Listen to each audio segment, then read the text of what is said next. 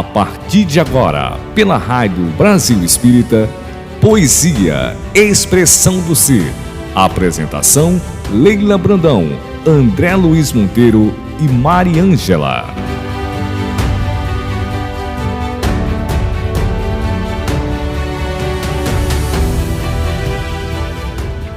Olá, amigos queridos da Rádio e TV Brasil Espírita de Alagoas. Estamos dando continuidade aos nossos estudos nessa temporada 2024, sempre chegando ao seu coração, para que você se aproxime da luz, se aproxime de Jesus, porque esta rádio foi criada para iluminar as nossas consciências. E aí, para nós iniciarmos, vamos lembrar de um verso de Francisco Otaviano, que diz assim: quem passou pela vida em brancas nuvens, em plácido repouso adormeceu, quem não sentiu o frio da desgraça, quem passou pela vida e não sofreu, foi espectro de homem, não foi homem, só passou pela vida e não viveu. Por que foi espectro de homem e não foi homem? Porque, meus irmãos, o alimento da nossa alma é o amor.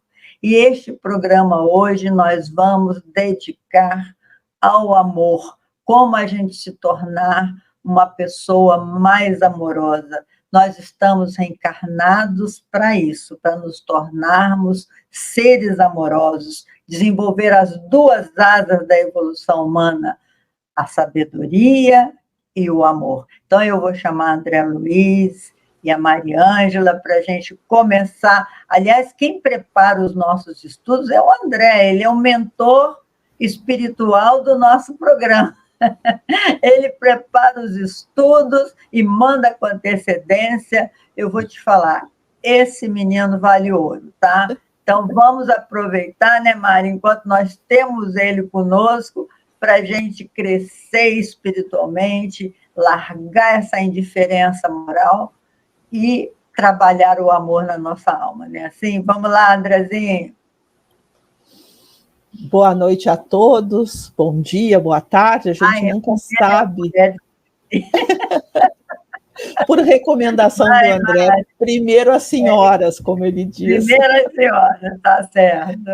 Então, é com muita alegria que estamos novamente aqui, e que você, neste instante, onde estiver, quando puder nos escutar, receba o nosso carinho, que as ondas sonoras que chegam até você levem também a nossa gratidão, e em especial que possam te envolver onde você está neste instante, no amor que nós vamos conversar hoje, que é este sentimento universal que emana do nosso Pai Maior. Então, estamos imensamente felizes por este reencontro. Agora sim, André, as senhoras já falaram. Mais uma vez, boa noite, Leila, boa noite, Mariângela. Mais uma vez, agradecendo aqui a oportunidade do trabalho, e parece, pela fala de vocês, que eu sou o durão. Eu sou um cara planejado, organizado, tá certo? Eu tinha um chefe que ele dizia assim: adoro surpresa, mas me avisa antes. Na hora, eu até faço aquela expressão de surpresa, mas me avisa antes. Então, de certa forma, fica feliz aqui pela oportunidade do trabalho. A gente prepara esse nosso encontro aqui com muito carinho, com muita atenção. Existe toda uma preocupação de cada texto, de cada passagem que a gente vai trazer aqui, cada conceito que a gente vai explorar, porque a gente tem o máximo respeito e consideração a todas as pessoas que nos ouvem, que nos acompanham.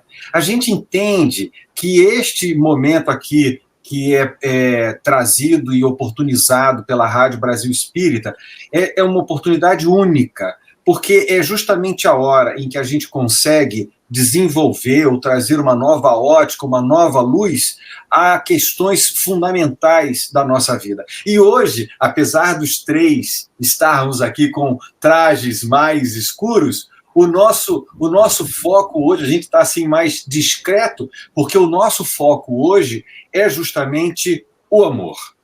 Hoje nós vamos tratar de uma das questões mais delicadas do amor, justamente quando se fala das questões dos momentos em que os indivíduos, em que nós nos encontramos em desequilíbrio muito grande. Então, por que o nosso ódio hoje é ao amor?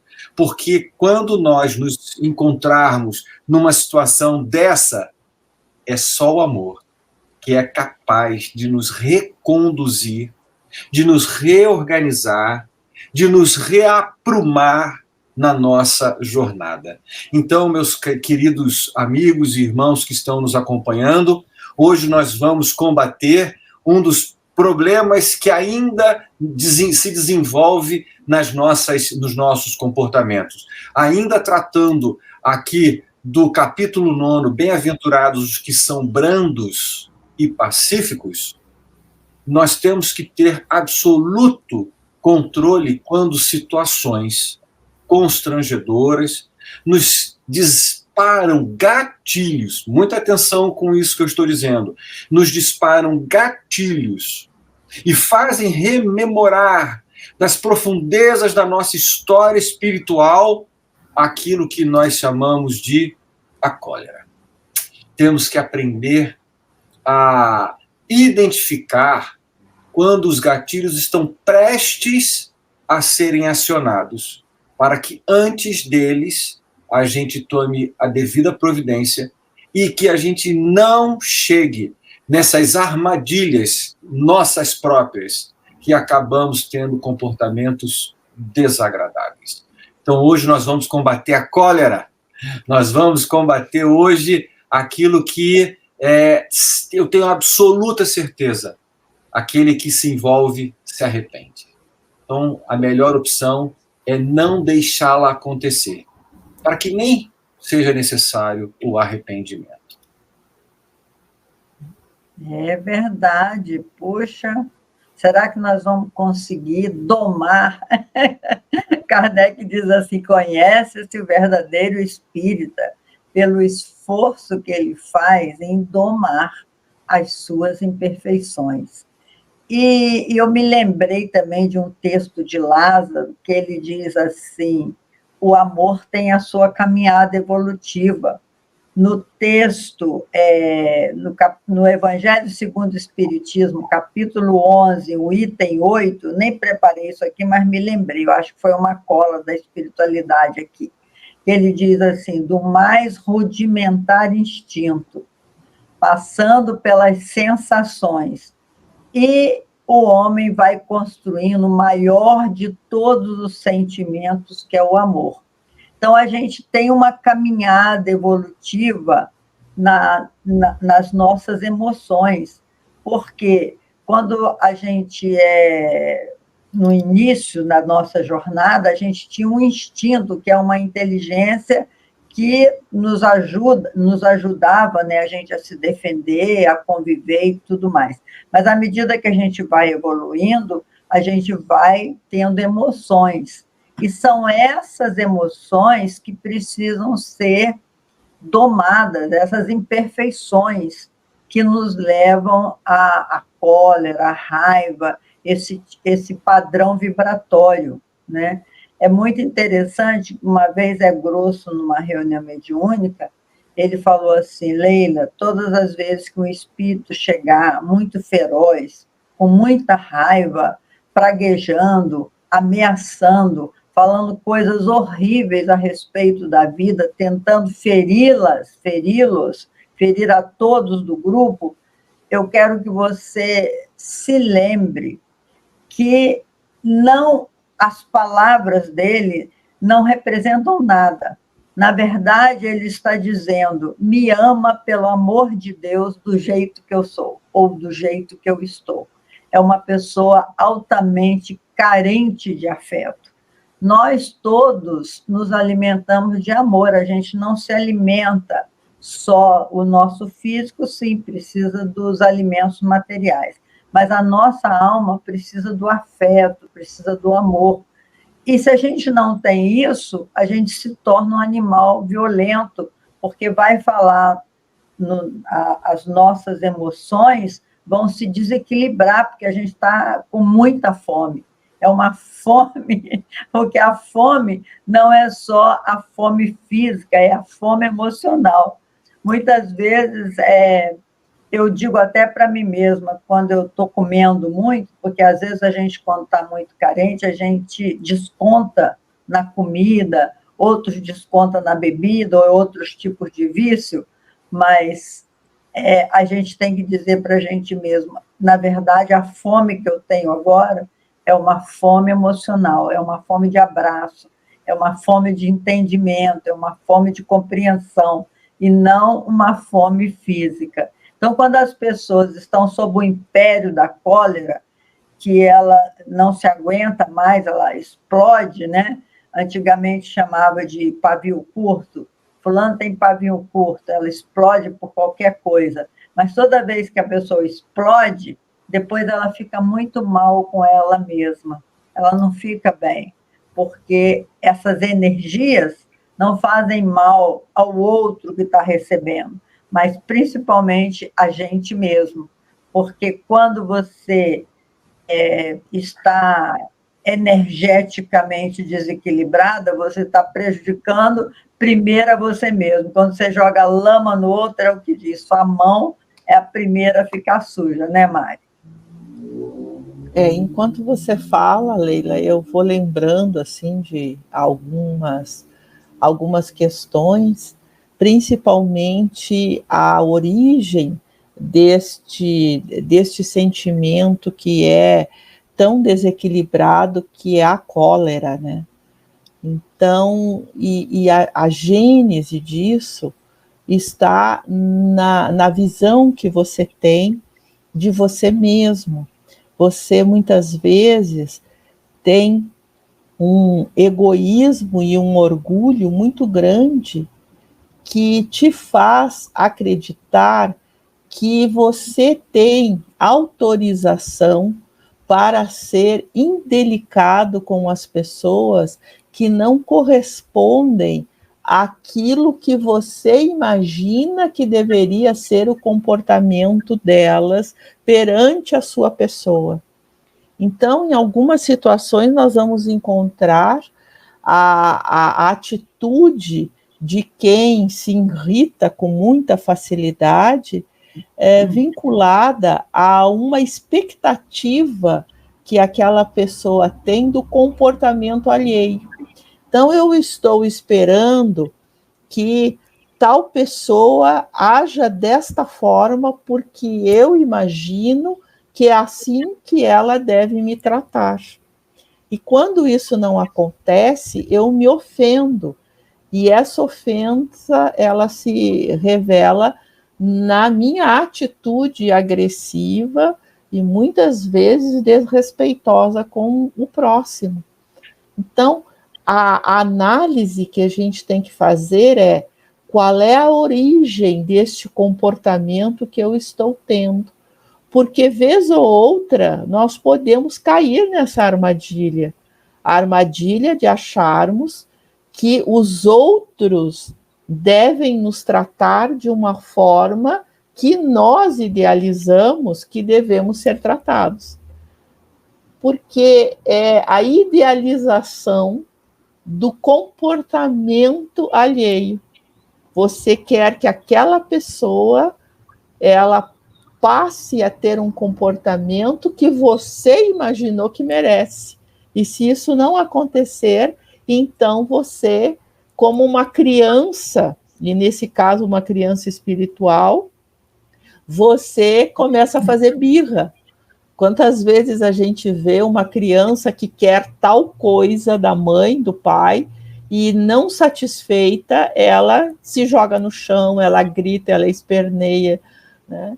E E nós, crianças espirituais, muitas vezes temos essa atitude. Eu quero ser tratado pela vida desta forma, a vida não está me tratando assim, então eu vou fazer birra, eu vou gritar, eu vou espernear, né? E vou mostrar que eu estou indignado com a situação. É assim que eu analiso as pessoas que às vezes nós encontramos pelo caminho, que têm essa atitude, que ficam extremamente encolerizadas com coisas tão banais que às vezes você fica olhando e pensando, mas precisa uma reação assim com algo tão simples, tão corriqueiro às vezes, né? Como, por exemplo, você ficar buzinando desesperadamente para que o carro que está à sua frente ande mais rápido, porque você está com pressa, né? Me parece que tem muito a ver com esse orgulho e com esse egoísmo que a gente ainda carrega dentro de nós. Eu preciso fazer uma confissão. Ai. A minha confissão é que o que eu percebo numa análise própria? O momento em que eu cometo os meus maiores equívocos é quando eu estou com a razão. Quando eu estou numa situação até certa e confortável, diante de um comportamento alheio. Nessa hora, exatamente pelo que a Mari falou, pela projeção de comportamento que eu espero do próximo em relação a mim, tanto quanto eu tenha, é a hora em que eu cometo os meus maiores deslizes. Então, daí vem a questão do orgulho. Daí vem a questão de que o orgulho nessa análise, ele tem o ponto de partida do eu. Eu estou com a razão. E aí, este ponto de orgulho de ter a razão e achar que ela é a única ou a verdade absoluta, é o gatilho que me leva a cometer os meus maiores deslizes. Mas, como eu comentei no início e estou repetindo agora a questão dos gatilhos, é muito importante a gente entender que não existe um raio cósmico de cólera que alcança cada um de nós e faz com que a gente passe a ter determinado comportamento. Existe uma passagem no próprio Evangelho que diz o seguinte: todas as virtudes e todos os vícios são inerentes ao espírito. Então, este comportamento, ele existe em mim. Ele existe no indivíduo que tem o determinado deslize. E interessante a gente ressaltar que determinada pessoa pode passar 20 anos sem apresentar o deslize. E quando o gatilho certo, as condições exatas se aproximam dele, inclusive do aspecto espiritual, aquele comportamento ele sai, vamos dizer, de uma latência e assume uma atitude, uma presença na vida do indivíduo. Isso significa que, de fato, ele não tinha vencido aquela dificuldade. Ela estava ainda sem ser testada, provada, estimulada. E quando estimulada, ela se apresenta. E aí é fundamental que a gente entenda que a cólera, o afastamento do amor, vamos dizer assim, um momento de maior exaltação, ele tem processos que alcançam do espírito ao perispírito e ao corpo, chegando, inclusive, a alterar a saúde de uma determinada pessoa, podendo comprometer até a vida. Ou seja, dependendo da condição em que determinada pessoa se encontra na sua estrutura emocional, na sua estrutura psicossomática, um acesso de desequilíbrio, de cólera, pode provocar danos imensos. Daí vem a necessidade de se criar todo um processo individual de melhora para que não exista mais a questão da cólera. E toda uma, olha como ele era esperto, vigilância, vigiai e orai, para que não caia no erro. Então, de fato, nós, espíritos encarnados na Terra, como diz o Divaldo, nós vivemos mergulhados numa piscina de vibrações, de influências. As influências estão acontecendo todo o tempo todo, em todos os lugares. E a sintonia é o grande argumento, o grande instrumento para que a gente não sintonize no desequilíbrio. Esse desequilíbrio, ressaltando, pode alcançar, inclusive, questões da nossa estrutura somática. Pode alcançar a nossa vida. E aí nós seremos, como ele diz aqui, nós seremos as próprias vítimas. Olha que coisa interessante. Da cólera, somos nós a primeira vítima. Não o próximo, mas nós mesmos somos vítimas de nós mesmos. É verdade, meus irmãos. Quem é que nunca passou raiva na vida? Nós passamos raiva na vida. Tem pessoas que têm determinados estímulos que vêm na vida da gente que faz a gente ficar muito indignado. Porque raiva, como dizia meu pai, é doença de cachorro. Falar, minha filha, não é raiva, é indignação. Ele ficava triste de eu falar raiva. Mas tem hora que você explode, que você não aguenta, porque, como a Mari falou, a gente tem uma expectativa que o outro possa ter uma compreensão da vida semelhante ao que nós tivemos, né? Mas não, cada um traz uma bagagem. E Joana de Anjos tem uma frase que eu acho linda. Ela diz assim: ninguém resiste ao toque do amor. Por isso é que Jesus nos pediu que oferecêssemos a outra face. Quando ele fala, te bateu na face esquerda, você oferecer a direita ou vice-versa, não é fisicamente falando que Jesus não recomendou que a gente apanhasse, né? Você bater numa face, você corre para você não levar outro tapa. Mas não é isso que ele quis dizer. Ele quis dizer é a face energética. Se alguém chega com essa face de raiva, de incompreensão, de intolerância, de impaciência, de arrogância, todas essas coisas trazem uma energia tão tóxica que você fica incomodado e muitas vezes reage na mesma sintonia. Então, a outra face que Jesus pede que a gente ofereça é as vibrações do bem, de tolerância, de olhar para o nosso irmão e dizer, tadinho, ele não sabe ainda o quanto ele está se prejudicando, ele não tem consciência, ele não tem equilíbrio, como a gente também muitas vezes não tem.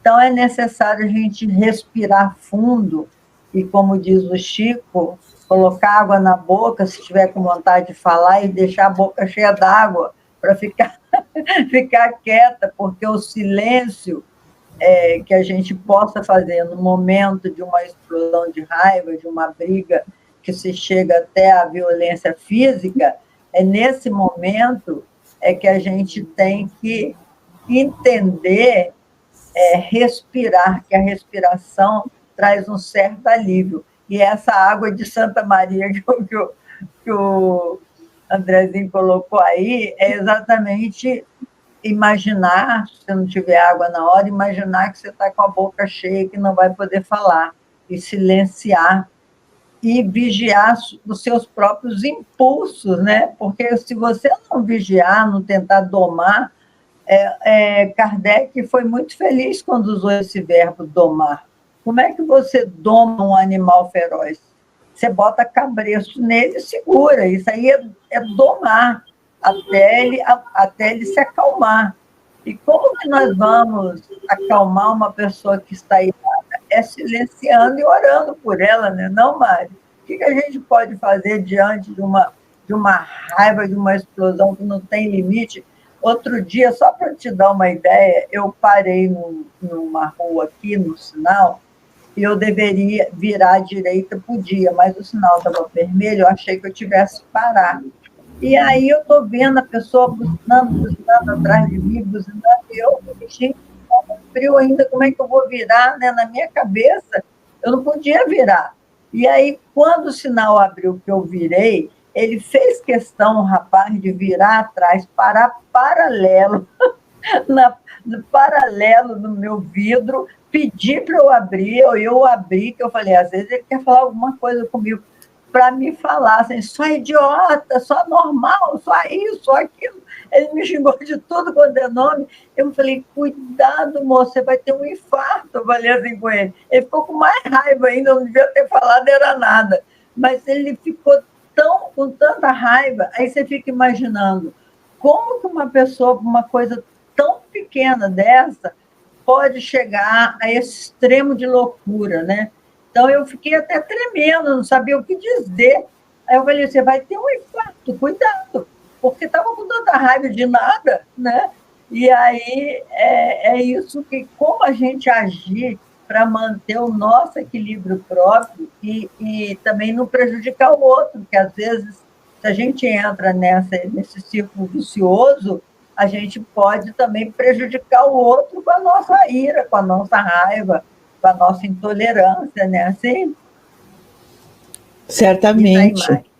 Tem uma passagem no livro Venha de Luz, que Emmanuel vai tratar sobre essa questão que todos comentam, quando Jesus diz que se alguém te bater na face direita, oferece também a outra, que a Leila já comentou, né, sobre essa questão, que é não necessariamente a face física, mas o reverso daquela energia.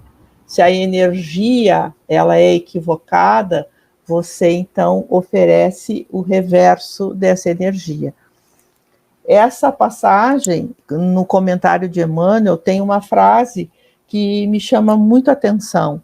O muro da cólera... Está picotando, né? Alô? Está conseguindo ouvir? Eu não sei. Estou ouvindo bem. Se a minha internet... O muro da cólera... A minha internet? Eu acho que... Estou ouvindo bem. Pode prosseguir, Mari. Pode prosseguir. O muro da cólera somente surge quando a razão foi afastada. Então, quando nós paramos de raciocinar, nós acabamos dando vazão aos instintos mais primitivos.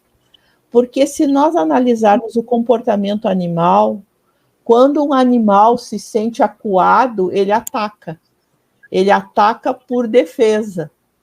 E muitas vezes nessas situações, como a Leila estava narrando, que ela vivenciou no trânsito, e o trânsito eu considero uma grande escola para domar as nossas más inclinações. Como a Leila diz, né? Onde que nós espíritas vamos domar as nossas más inclinações? Vivendo nessa sociedade caótica, com as ruas que não suportam mais a quantidade de carros que circulam nelas, né? Então, a tendência é ficar cada vez mais caótico e cada vez nós vamos levantando os muros da cólera e deixando de sermos racionais. Há muitas décadas atrás, quando o Lucas era criança, ele adorava um filme do Pateta. O Lucas sempre gostou muito do personagem do Walt Disney, o Pateta. E, na época, aqueles que são jovens não sabem nem o que eu vou dizer, isso é peça de museu. Era fita VHS, e você tinha, né, um aparelho que você, então, colocava a fita VHS. O Lucas gostava tanto dessa historinha do Pateta que a fita chegou a arrebentar, de tanto que ele assistia e tinha que rebobinar. A história ela é bem conhecida, acho que tem disponível na internet. É o Pateta na direção de um carro. E aquilo ali é extremamente didático para todos nós, porque o Pateta em casa, o Pateta na vizinhança, é cordial, é amigável, é bonachão. Mas quando ele entra dentro de um carro e começa a dirigir pelas estradas, ele se transforma. E aí ele vira uma pessoa irracional. Então, na realidade, o nosso grande desafio, e eu estou colocando apenas um exemplo, é você manter-se racional dentro deste contexto que te convida à irracionalidade do trânsito, por exemplo. Então, você está dirigindo e todos nós, às vezes, nos equivocamos. Aqui em Santa Maria, por exemplo, às vezes as pessoas que não conhecem muito bem o trânsito acabam entrando em ruas que não poderiam. E a impaciência dos outros faz com que a pessoa que já está naquele instante numa situação complicada, porque acabou entrando numa via que não poderia, fique pior ainda. Então, a minha impaciência não ajuda, ela só atrapalha. Infelizmente, nós temos ainda situações muito sérias todas as vezes que a cólera nos domina.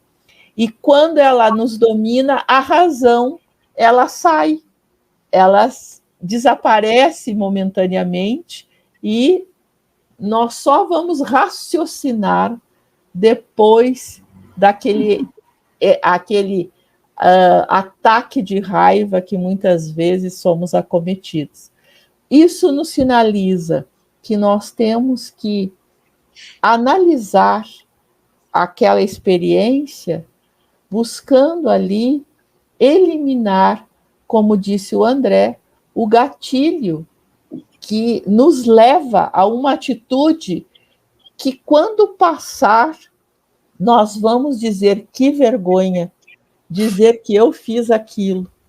Então, é porque nos fugiu naquele momento a nossa razão, que nos mostra que aquela atitude é equivocada.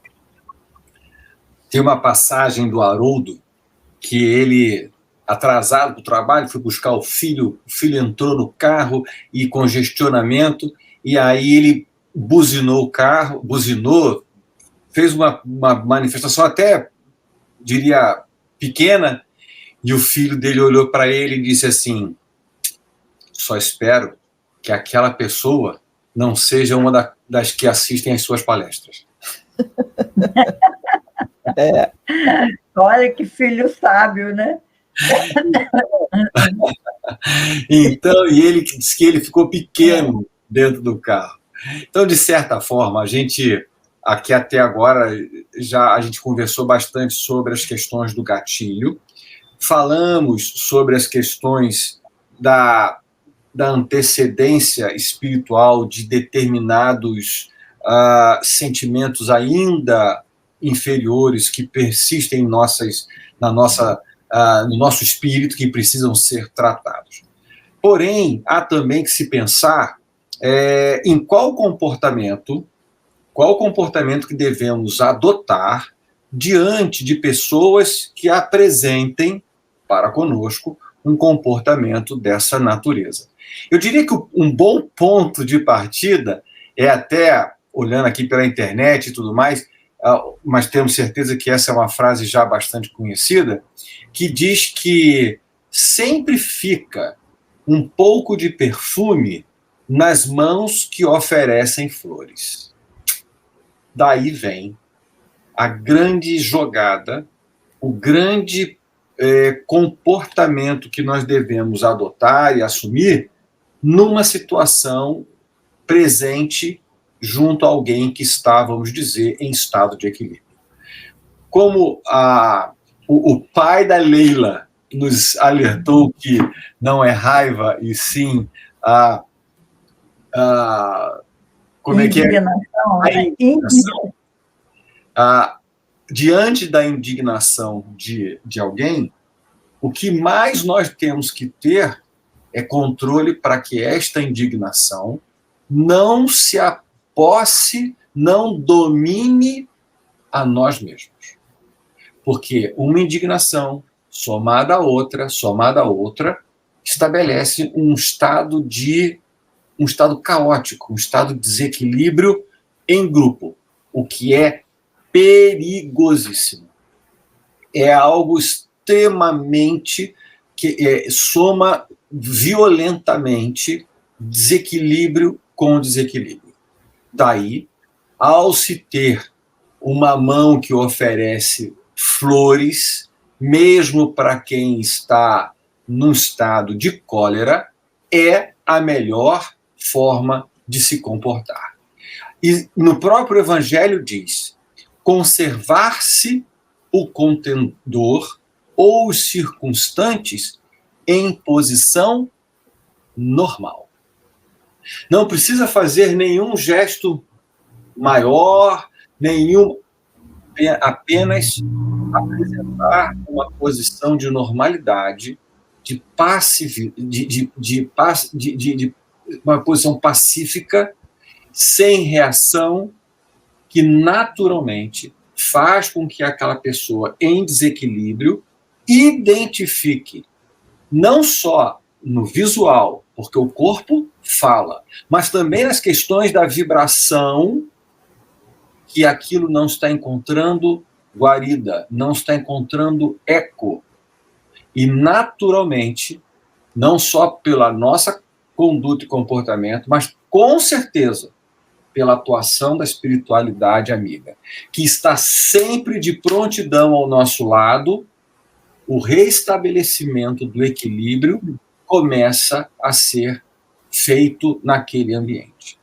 Por isso, nós precisamos manter a calma para atenuar os desequilíbrios, para que a gente consiga voltar a ter um estado de controle.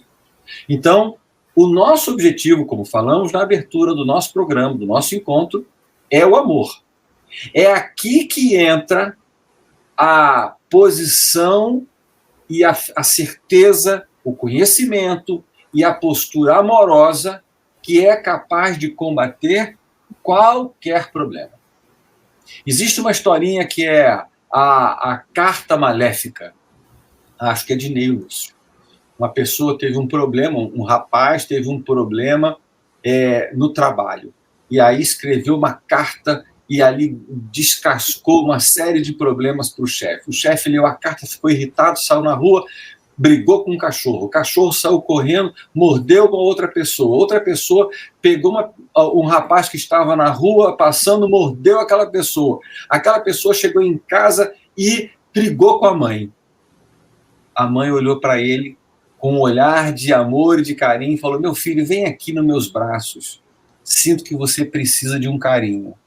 E ela, então, foi o ponto de parada, foi o muro final que combateu a propagação daquele estado de cólera. Então, nós, de alguma forma, adotando a atitude que o Evangelho nos recomenda, que nós estejamos atentos para, quando a situação se apresentar, a gente assumir a posição cristã, apontada pelo Evangelho, nós seremos o ponto final de uma propagação de cólera. Só o amor é capaz de impedir que aquele sentimento vá de ponto a ponto, alcançando e propagando desequilíbrio ao nosso redor. Por isso, sim, é este comportamento do homem novo, da atitude modelar do Cristo, que faz com que a gente retome uma posição de maior equilíbrio e felicidade. É mesmo, tá? Me fez lembrar uma frase do Emmanuel. O Emmanuel diz assim: nós devemos ser bons até por interesse. Porque tem gente que diz assim: nossa, você tem uma postura boazinha, mas você não é nada disso. realmente ainda não somos. Como disse Jesus, bom mesmo é só meu Pai que está nos céus. Ele nem se permitiu ser chamado de bom. Mas Emmanuel disse, e eu concordo, acho que ele tem toda a razão, que o amor é um treinamento. E o treinamento mais fácil da gente se tornar uma pessoa amorosa, capaz de dar o amor, é a caridade. A caridade é o caminho mais curto para nós nos tornarmos seres amorosos. E começa por um ato de bondade, ou 2 atos de bondade, um sorriso, um abraço, uma fala boa. Então, tudo isso é um treinamento. Se a gente não treinar, a gente vai dar vazão ao homem velho. Ainda que seja por interesse, Emmanuel diz assim, no princípio você fala, não, realmente eu quero ir para o nosso lar, realmente eu preciso iluminar minha alma, meu espírito, eu tenho interesse. Nós somos seres desejantes, ninguém faz nada sem interesse, sem desejo. Então, se meu interesse é me tornar uma pessoa boa, então eu vou treinando. Porque aí vai chegar um tempo que você vai dizer assim, não consigo mais falar mal de ninguém, eu já estou tão treinada, eu já estou treinando tanto nesse caminho do bem que os espíritos nos mostram, nessa tentativa de nos tornar pessoas melhores, de nos auto-iluminarmos, e seja lá qual o mais interesse a gente tem em ser bom, não importa. O que importa é o resultado final. Se você se tornou uma pessoa melhor, então valeu tudo muito a pena. Porque a gente não pode, como disse Jesus, né? Jesus, ele, em certos momentos, ele foi forte, que ele disse, os túmulos caiados de branco, você fica sempre com aquela cara de bonzinho, aquela aparência de bonzinho, no fundo é aquela podridão, né? Então, essa postura já não cabe mais para a gente. Nós já temos, assim, consciência de que os nossos atos, todos os nossos atos têm consequência, e todos os nossos pensamentos também. Então, nós estamos todos interligados, quer queiramos ou não, de modo que essa consciência do aqui e agora, como eu me encontro, só eu sei de mim. Ninguém mais pode saber onde é que estão as minhas dificuldades, porque a gente aprendeu a criar máscaras, né, de convivência, a gente aprendeu a usar disfarces. Interessante quando eu fazia o atendimento fraterno, e os espíritos sempre estão do nosso lado quando você está envolvida pelo bem, chegava a pessoa me contando umas coisas, e eu percebia que não era nada daquilo que ela estava passando, era uma forma de se justificar, de mostrar uma face que não era dela ainda, mas o sofrimento, quando você pegava um ponto importante, aí sim, aí a pessoa chorava e falava realmente aquilo que estava incomodando. Mas a gente tenta usar disfarces, né? Porque nós temos muito medo de não sermos amados. Na verdade, a gente fica procurando mostrar que é bonzinho, mostrar que é compreensivo, mostrar isso, mostrar aquilo, mas tudo isso é uma tentativa, estou falando de coração aberto, viu, gente? É uma tentativa da gente conquistar o outro, porque nós precisamos do afeto, nós precisamos do carinho. Ninguém é autossuficiente a ponto de dizer eu não preciso da atenção, não preciso do carinho. Não é verdade, nós precisamos uns dos outros. Então, quando a gente toma consciência que o caminho mais curto para a gente se tornar uma pessoa amorosa, não colérica, não magoada, não melindrada, não para tudo que é ruim, a única forma da gente andar mais rápido é nos tornando seres caridosos, porque a caridade realmente, por isso os espíritos trouxeram a bandeira da caridade. A caridade é um treinamento para nós nos tornarmos melhores. que você acha, Mari? Acho que eu falei muito, né? Não, pelo contrário. Enquanto você falava, e também ouvindo o André, eu fui lembrando de inúmeras situações que muitas vezes a gente acaba vivenciando, né? E então eu lembro de uma vez que eu estava dirigindo, eu falo muito do trânsito, porque eu acho que o trânsito é uma boa escola. Eu voltava da Universidade Federal de Santa Maria e eu lembro que quando eu fiz uma especialização, uma época da minha vida acadêmica, quando eu ainda não era professora universitária, era professora de educação básica, e os alunos, eles me procuravam com muita frequência para desabafarem os seus problemas, as suas situações, né? Eu tinha como hábito ter sempre a porta da minha sala, onde era a minha sala de professora, no laboratório que eu administrava numa escola pública aqui em Santa Maria, e os alunos iam me buscar contando as suas angústias, as suas dores, as suas preocupações, né? E eu não me achava preparada à época para fazer esse tipo de atendimento, porque eu era espírita, mas não poderia conversar com os meus alunos com conceitos religiosos, já que a escola é leiga, né? Então, eu, claro, naturalmente os escutava, tentava fazê-los compreender situações, mas eu não entrava em conceitos espíritas. E aí surgiu uma especialização em orientação educacional, e eu fiz a seleção e passei e fiz. Então, no meu currículo acadêmico, eu sou orientadora educacional. E aprendi com um professor que ministrou uma disciplina nesse curso essa situação. Ele nos dizia que nós nunca devemos bater boca com pessoas desequilibradas, porque quando a pessoa está desequilibrada, ela só escuta a si própria, ela não ouve mais ninguém. Pode vir quem vier, pode vir a autoridade suprema, ele não, ou ela, né, o desequilibrado não vai escutar, ele só escuta a sua própria razão. Então, não discuta com uma pessoa desequilibrada, dizia esse professor. Pelo contrário, quando ela falar alto com você, gritando, xingando, com calma, olhe para ela e diga: você tem toda a razão. E uma vez eu passei por uma situação assim no trânsito.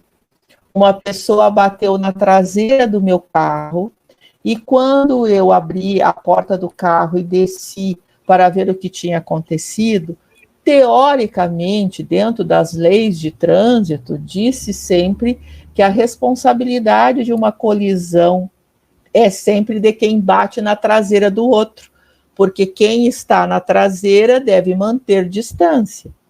Então eu desci, estava voltando do meu trabalho, já era tarde da noite, e a pessoa acabou batendo na traseira do meu carro.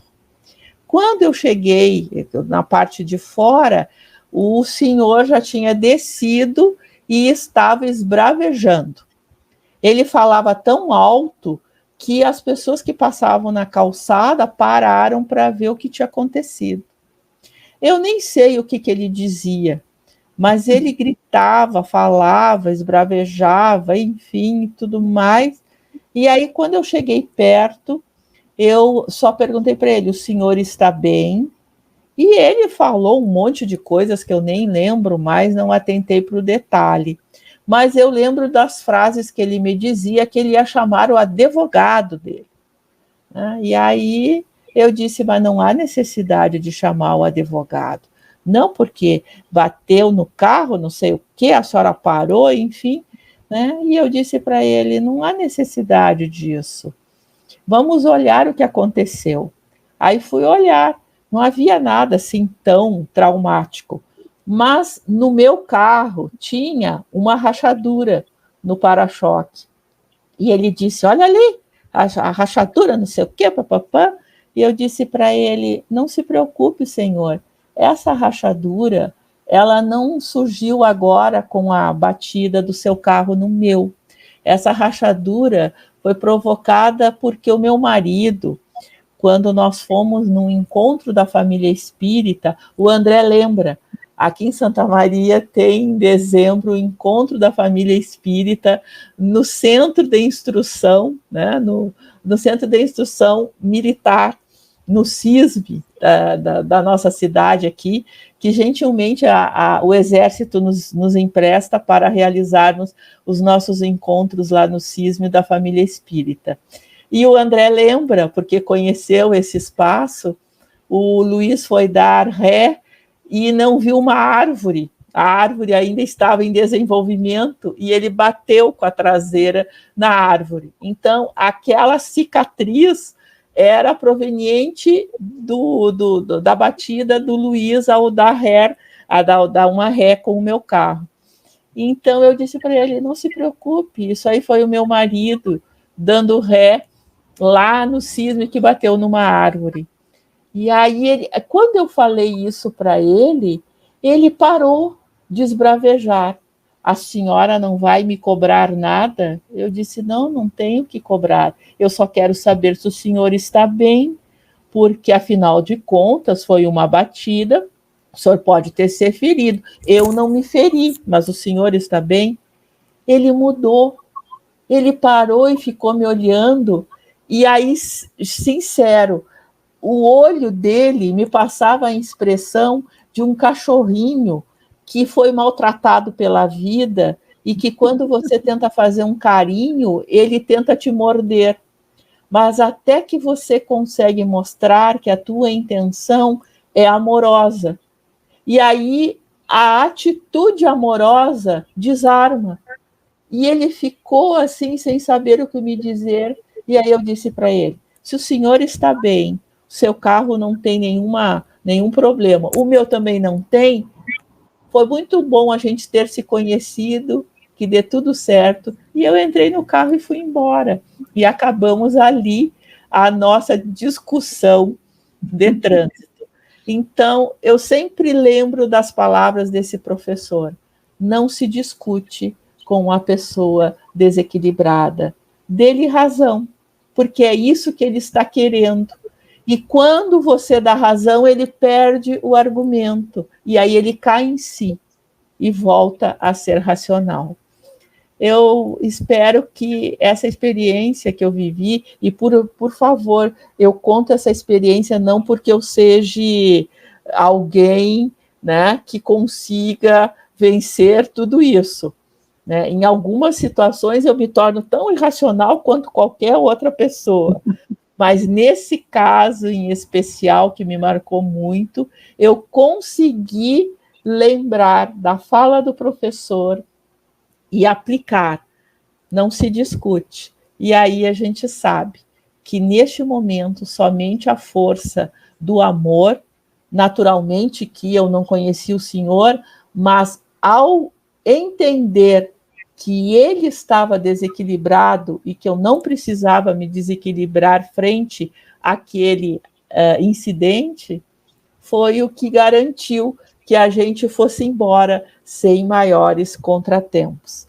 Infelizmente, às vezes a gente sabe de situações similares que viram até em tragédia em alguns centros urbanos.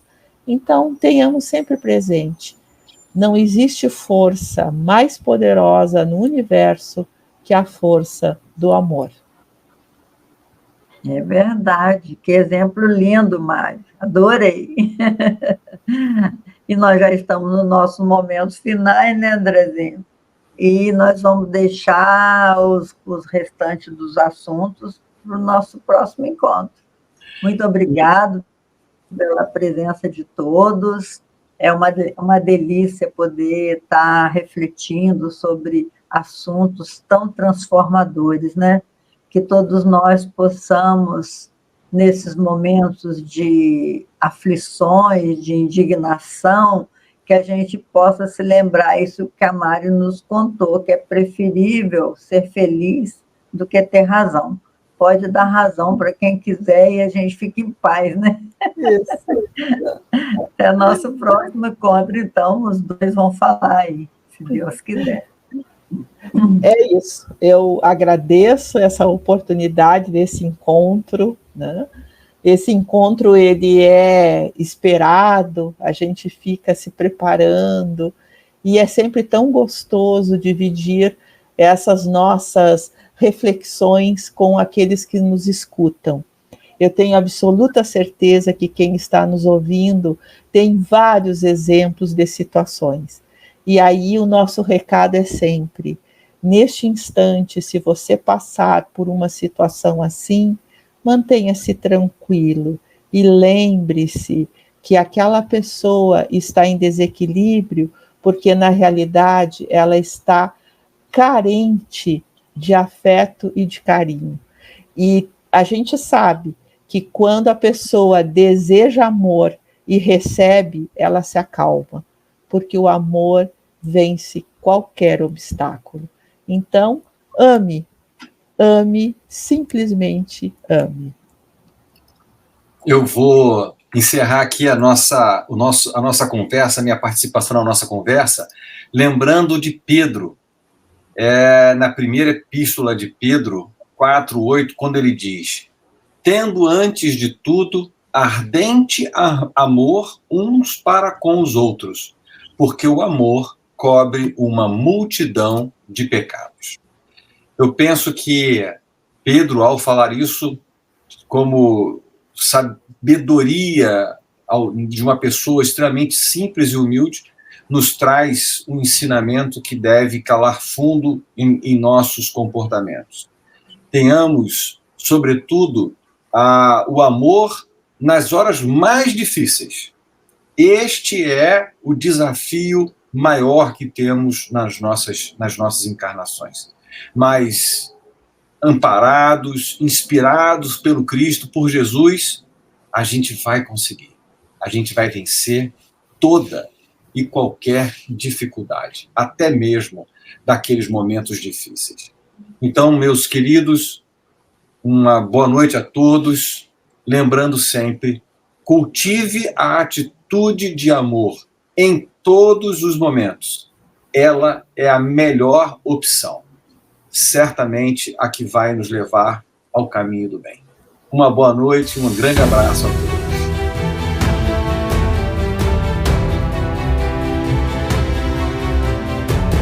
Você acabou de ouvir Poesia, Expressão do Ser, mais um programa oficial da RBE.